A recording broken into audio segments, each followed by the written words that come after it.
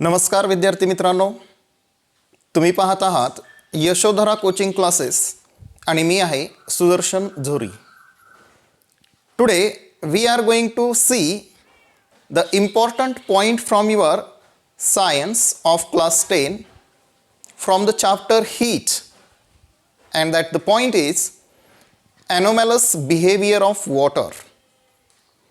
मित्रांनो, इयत्ता 10वीच्या सायन्समध्ये पार्ट फर्स्टचा जो चॅप्टर आहे हीट, यामध्ये आपल्याला एक इम्पॉर्टंट पॉईंट आहे ॲनोमॅलस बिहेवियर ऑफ वॉटर, आणि हा टॉपिक आज आपण या व्हिडिओ लेक्चरमध्ये समजून घेणार आहोत. आता ॲनोमॅलस बिहेवियर ऑफ वॉटर हे नेमकं काय आहे? तर एक पाण्याचं विशिष्ट बिहेवियर जे अदर सबस्टन्सेसपेक्षा थोडंसं वेगळं असतं, आणि या बिहेवियरमुळं आपले जे काही डे टू डे लाईफमध्ये असणारे जे फॅक्ट्स आहेत याचा उलगडा आपल्याला करता येऊ शकतो. यासाठी पहिले आपण ॲनोमॅलस बिहेवियर नेमकं काय आहे हे प्रथम या ठिकाणी पाहून घेऊया. सो सी, कुठल्याही प्रकारच्या ऑब्जेक्टला जर आपण टेम्परेचर द्यायला वाढवायला त्याचं टेम्परेचर जर सुरुवात केली, म्हणजेच त्याला हीट सप्लाय केली, तर त्याचं टेम्परेचर हे वाढत जातं, आणि वाढत्या टेम्परेचरसोबतच त्या पदार्थाचं एक्सपान्शन व्हायला चालू होतं. जनरली हे होतं बघा, आणि त्याची डेन्सिटी ही कमी होते. म्हणजे जो सबस्टन्स आहे, जो हीट गेन करतो, हीट घेतो, त्याच्यामध्ये प्रामुख्याने 2 चेंजेस तुम्हाला पाहायला भेटतील. पहिला चेंज असतो त्याचं एक्सपान्शन होणं, आणि त्यालाच आपण दुसऱ्या भाषेमध्ये म्हणू शकतो की त्याची डेन्सिटी ही कमी होत जाते. आता हीच गोष्ट तुम्ही जर वॉटरमध्ये पाहिली तर या ठिकाणी तुम्हाला या गोष्टीमध्ये थोडासा फरक जाणवून येईल. तो काय आहे पहा. यासाठी मी इथं 2 ग्राफ काढलेले आहेत. पहिला आहे टेम्परेचर वर्सेस व्हॉल्यूम ग्राफ, म्हणजे टेम्परेचर वाढल्यानंतर वॉटरच्या व्हॉल्यूममध्ये कशा प्रकारे बदल होतो हे या ग्राफमध्ये आपल्याला समजून घ्यायचं आहे. पहा, आता ज्यावेळेस टेम्परेचर हे किती असतं, 0 डिग्री सेल्सिअस असतं, त्यावेळेस याचा व्हॉल्यूम हा एकदम 0 झालेला नाही, किंवा मिनिमम व्हॉल्यूम नाही आहे. आता मी जर टेम्परेचरला वाढवत गेलो फ्रॉम 0 to 4 डिग्री सेल्सिअस, तर व्हॉल्यूम काय होतोय, कमी होतोय. व्हॉल्यूम डिक्रीजेस, म्हणजे वॉटर हे कॉन्ट्रॅक्ट व्हायला चालू होतं. कॉन्ट्रॅक्ट होणं, मराठीमध्ये याला आपण आकुंचन पावणे असं या ठिकाणी म्हणत असतो. म्हणजे ज्यावेळेस मी पाण्याचं टेम्परेचर, वॉटरचं टेम्परेचर 0 to 4 डिग्री सेल्सिअसमध्ये वाढवलं, तर पाण्यामध्ये कॉन्ट्रॅक्शन होतं, त्याचं आकुंचन पावलं जातं, आणि महत्त्वाची गोष्ट त्याची डेन्सिटीबद्दल आपण खालील ग्राफमध्ये बोलणार आहेत. तर 0 to 4 डिग्री सेल्सिअसमध्ये ते कॉन्ट्रॅक्ट झाले, आणि 4 डिग्री सेल्सिअसला त्याचा व्हॉल्यूम अतिशय कमी झालेला आहे. 4 डिग्री सेल्सिअसला वॉटर हे सर्वाधिक कॉन्ट्रॅक्ट होतं, हे लक्षात ठेवा. आणि परत 4 डिग्री सेल्सिअसपासून पुढं टेम्परेचर जर तुम्ही वाढवत गेलात तर ग्राफ हा वर गेलाय, म्हणजे व्हॉल्यूम हा परत वाढत गेलाय. How interesting. तर अशा पद्धतीनं हे बिहेवियर आपल्याला एक्सपान्शनच्या बाबतीमध्ये पाहायला भेटतं. 0 to 4 degree Celsius water contracts, above 4 degree Celsius water again expand. This is important behaviour. Now look at the temperature versus density graph. आता टेम्परेचर डेन्सिटी ग्राफमध्ये कसं असेल, ज्यावेळेस वॉटरचं टेम्परेचर हे 0 डिग्री सेल्सिअस आहे, त्यावेळेस आपल्याला एक डेन्सिटीची म्हणजे एक ॲप्रॉक्सिमेट व्हॅल्यू भेटते. पण मी ज्यावेळेस 0 to 4 degree Celsius temperature increase करत जातो, त्यावेळेस डेन्सिटी ही वाढायला सुरुवात होते, आणि एक पर्टिक्युलर पीक लेवलवर ती जाते. म्हणजे 4 डिग्री सेल्सिअसला वॉटरची डेन्सिटी ही मॅक्सिमम आहे, लक्षात ठेवा.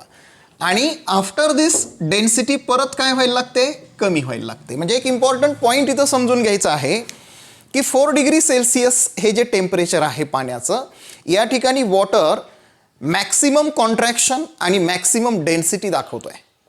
हे सगळ्यात इम्पॉर्टंट पॉईंट आहे. आता या आधारे आपल्याला एक जनरल फॅक्ट समजून घ्यायची आहे, ती म्हणजे की ज्यावेळेस अतिशय थंड हवेच्या ठिकाणी जे लेक्स असतात, तळे असतात, जिथं की पाण्याचे काही साठा असतो, अशा ठिकाणी वॉटर हे फर्स्ट लेअर जो आहे वॉटरचा, तुमचा फर्स्ट लेअर, हा इथं मी एक दाखवलाय, हा लेअर काय होतोय, टोटली बर्फामध्ये रूपांतरित होतो, है ना. एक तुम्ही टी व्हीवर डिस्कवरी चॅनल्सवर वगैरे हे अशा प्रकारचे प्लेसेस पाहिले असतील, जिथं काय होतं की लोक त्या लेकवरून चालू शकतात, इतकं ते बर्फाने गोठून गेलेलं असतं. आणि त्याच्या खाली जर तुम्ही पाहिलं अंडर धिस आईस लेअर, तर त्याच्या खाली जे लिव्हिंग ऑर्गॅनिझम्स आहेत, जसं की फिश आहेत, काही प्लांट्स आहेत, हे मात्र त्यांचं जीवन व्यवस्थित पद्धतीनं जगू शकतात. तर हे कसं काय पॉसिबल आहे? याच्यामागे हे ॲनोमॅलस बिहेवियर या ठिकाणी रिस्पॉन्सिबल असतं आणि हे ॲनोमॅलस बिहेवियर आपण इथं एक्सप्लेन करणार आहोत. म्हणजे ही जी फॅक्ट आहे याच्यामागं ॲनोमॅलस बिहेवियरचा काय रोल आहे हे तुम्हाला या ठिकाणी एक्सप्लेन करायचं आहे. तर चला पाहूया. पहिली गोष्ट आहे, ज्यावेळेस ॲटमॉस्फेरिक टेम्परेचर हे आपण इथं गृहीत धरूया किती झालेलं आहे, हे 10 डिग्री सेल्सिअस झालं आहे. आणि आपल्या वॉटरचं टेम्परेचर किती आहे, let it is 12 degree Celsius. आता ॲटमॉस्फेरिक टेम्परेचर कमी आहे आणि आपल्या वॉटरचं टेम्परेचर हे कसं आहे, जास्त आहे. अशा परिस्थितीमध्ये हाय टेम्परेचरकडून लो टेम्परेचरकडे काय होतं, हीट ट्रॅव्हल करते. म्हणजे हीट पहिली गोष्ट इकडच्या दिशेनं निघून जायला सुरुवात होईल. आणि हा जो हीटचा फ्लो असतो हा कधीपर्यंत असतो, ज्यावेळेस टेम्परेचर सेम होतात. म्हणजे हा लेअर किती डिग्रीला येऊन बसेल, 10 डिग्री सेल्सिअसला येऊन बसेल. आता खाली जर गेलात तुम्ही तर हे सगळं पाणी जे आहे हे 12 डिग्री सेल्सिअसला आहे ना. आपण आता हा जो लेअर आहे तो हीट त्यानं म्हणजे लेफ्ट केलेली आहे, सोडलेली आहे, त्याच्या कारणानं या ठिकाणी त्याचं टेम्परेचर झालं आहे 10 डिग्री सेल्सिअस आणि खालचं पाणी जे आहे हे आहे 12 डिग्री सेल्सिअस. आता आपण या ग्राफप्रमाणे विचार करूया. जसं की पहा, आता समजा इथं आहे 10 डिग्री सेल्सिअस आणि इथं आहे 12 डिग्री सेल्सिअस तापमान.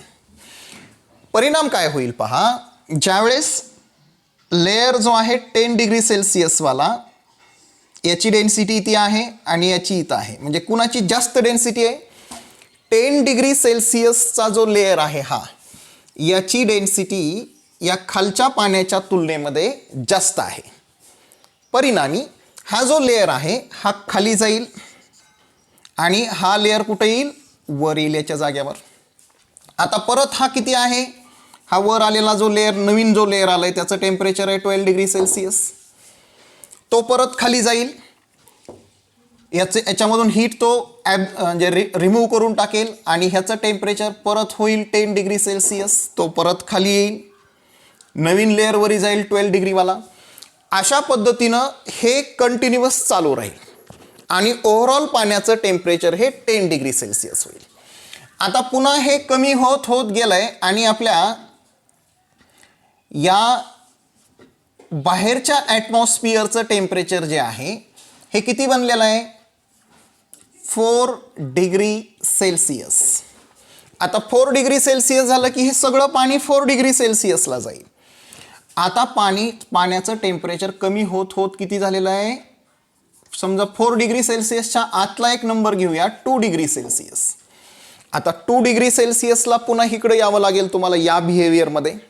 पहा, हा लेअर जर 4 डिग्री सेल्सिअसचा असेल आणि खालचं वॉटर हा लेअर जो आहे तो आहे 2 डिग्री सेल्सिअसचा आणि हा जे खालचं वॉटर आहे किती आहे, 4 डिग्री सेल्सिअसचं आहे. आता 4 डिग्री सेल्सिअसचं टेम्परेचर असलेलं जे वॉटर आहे याची डेन्सिटी कशी आहे, सगळ्यात मॅक्सिमम आहे, जास्त आहे. म्हणजे हे पाणी आता वर जाणार नाही. ह्याचं temperature 3 degree Celsius 2 degree Celsius होत होत होत फायनली हे काय होईल, बर्फामध्ये कन्वर्ट होईल 0 डिग्री सेल्सिअसला. मात्र हे जे खालचं पाणी आहे 4 डिग्री सेल्सिअसवालं हे वर नाही जाणार, कारण त्याची डेन्सिटी ही मॅक्सिमम आहे. आणि रूल काय सांगतो, ज्याची डेन्सिटी मॅक्सिमम आहे तो लेअर खाली राहील. आता फायनली 4 डिग्री सेल्सिअसपर्यंत हे लेअरचं कन्व्हर्जन होत राहिलं, मात्र 4 डिग्री सेल्सिअसपासून हा जो लेअर आहे याचं temperature 3 degree Celsius, 2 degree Celsius, 1 degree Celsius आणि 0 डिग्री सेल्सिअस जरी झालं तरी हा लेअर आहे तिथंच आहे, ह्याला खाली जाता आलं नाही, कारण याची जी डेन्सिटी आहे ती खालच्या वॉटरच्या डेन्सिटीपेक्षा कमी आहे, म्हणून त्याला वरच राहावं लागलं. आणि खालचं जे पाणी आहे ह्याचं टेम्परेचर किती आहे आता, टोटली 4 डिग्री सेल्सिअस. म्हणजे हे जे पाणी सध्या आहे हे 0 डिग्री सेल्सिअस हो किंवा हे बर्फामध्ये रूपांतरित झाल्यानंतर खालचं जे पाणी आहे याचं टेम्परेचर हे 4 डिग्री सेल्सिअसच राहिलेलं आहे. आणि हे पाणी आता वरी जाऊ शकत नाही कारण ह्याची डेन्सिटी सगळ्यात जास्त आहे. आता 4 डिग्री सेल्सिअसला हे कोणत्या स्टेटमध्ये असेल, लिक्विड स्टेटमध्ये असेल, म्हणजे हे बर्फात रूपांतरित झालेलं नसेल. आणि म्हणून या ठिकाणी हे जे लिव्हिंग ऑर्गॅनिझम्स आहे जसं की फिश आहे, काही प्लांट्स आहेत, हे ऑलरेडी त्यांचं लाईफ इझिली जगू शकतात कारण ते वॉटर लिक्विड फॉर्ममध्ये. आणि हा जो लेअर आहे हा लेअर मात्र कसा आहे, सॉलिड बर्फ आईसमध्ये तो कन्वर्ट झालेला आहे. अशा पद्धतीनं हे लिव्हिंग ऑर्गॅनिझम त्यांचं लाईफ जगू शकतात. आता काही जणांच्या डोक्यामध्ये प्रश्न येईल किंवा हे जे आता हा जो लेअर 0 डिग्री सेल्सिअस बनलेला आहे तर हे खालचं टेम्परेचर 0 डिग्री सेल्सिअस का नाही होणार, हे हीट का बाहेर फेकणार नाही असं खालून, कारण आता याचं टेम्परेचर जास्त आहे म्हणजे याच्याकडे जास्त हीट आहे, बाहेरचं टेम्परेचर कमी आहे म्हणजे त्याचं टेम्परेचर हे कमी आहे. आणि मग हीटचा जो फ्लो आहे तो high temperature to low temperature व्हायला पाहिजे, परंतु तो होत नाही. याचं काय कारण आहे तर व्हेरी फर्स्ट अंडरस्टँड करा, हा जो लेअर बनला आहे आईसचा, हा आईस लेअर जो असतो हा एक बॅड कंडक्टर बनतो हीटचा. म्हणजे समजा आपल्याकडे हा एक बॉक्स आहे आणि याच्या भोवती आपण एक आईस लेअर बसवलेला आहे.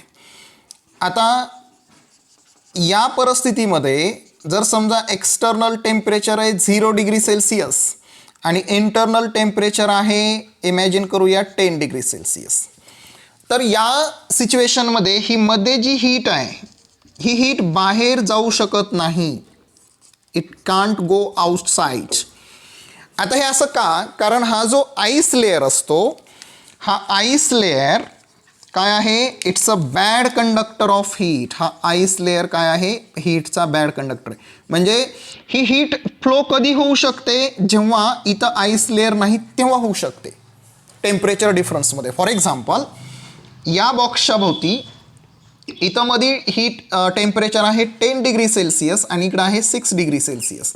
6 डिग्री सेल्सिअसला याच्या भोवती काही बर्फ बनलेला नसेल आहे ना, टेम्परेचर डिफरन्स आहे. मग अशा सिच्युएशनमध्ये ही आतमध्ये असलेली बॉक्सच्या मधली हीट काय होऊ शकते, बाहेर जाऊ शकते, कारण इथं आईस लेअर फॉर्म झालेला नाही आहे. मात्र या सिच्युएशनमध्ये पहा, एक आईस लेअर फॉर्म झाला आहे बाहेर टेम्परेचर 0 डिग्री सेल्सिअस असल्या कारणानं, तर 0 डिग्री सेल्सिअसच्या या आईस लेअरला आपली हीट क्रॉस करू शकत नाही. म्हणजे ह्या आईस लेअरला हीट अशी धडकेल आणि माघारी येईल, कारण it is a bad conductor. हा आईस लेअर काय असतो, बॅड कंडक्टर असतो हीटचा. सिमिलरली या पोझिशनला सुद्धा हेच घडतं. 0 डिग्री सेल्सिअसचा हा आईस लेअर बनल्यानंतर हे जे 4 डिग्री सेल्सिअसचं टेम्परेचरचं वॉटर आहे याची हीट आहे तशी मध्ये राहते, ही हीट मध्येच राहील आणि तुमचं वॉटर लिक्विड फॉर्ममध्ये राहील आणि हे लिव्हिंग ऑर्गॅनिझम इझिली मध्ये सर्वाईव्ह करू शकतील. So this is the important thing and this is called anomalous behavior of water. Thank you.